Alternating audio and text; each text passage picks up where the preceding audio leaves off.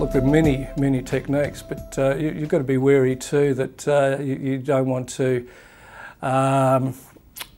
use a salesman type of approach of picking up the morning newspaper and coming and knocking on the door, and your neighbour thanks you for bringing the paper, and you then put your foot in the door and say, and while I'm here, can I talk to you? I think an icebreaker is, honesty is the best approach. Next time you see your neighbour, and if it's Jack or Jill, say, look, have you got a moment? And if not, when have you got a moment? Because I need to talk to you about, is it a fence? Is it the overhanging tree? Whatever it is, there's an issue there. We need to spend a couple of minutes, and that may involve actually walking out the back where the problem lies and looking at it from both sides of the fence and working through the solution. I guess you don't want to be seen to cold call your neighbour because I think that put a lot of people on the back foot.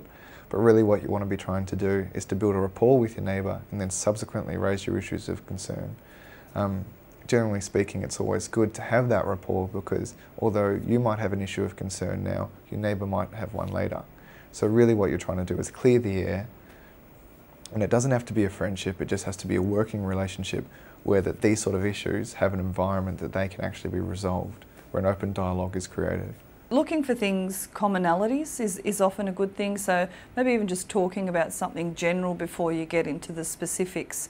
Hi, introducing yourself, I'm Sally from next door. I noticed you were out in the garden the other day and we've been doing some gardening and we were thinking about maybe doing something about the fence. Have you had any thoughts about the fence? That might be a way to start a conversation about a fence, or you could do the same thing in relation to a tree.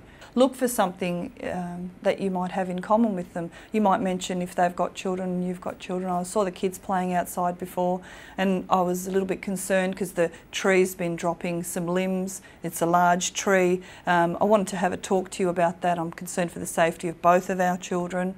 Or if you've got pets, it could even be the safety of your pets. So commonality is often a good way to go.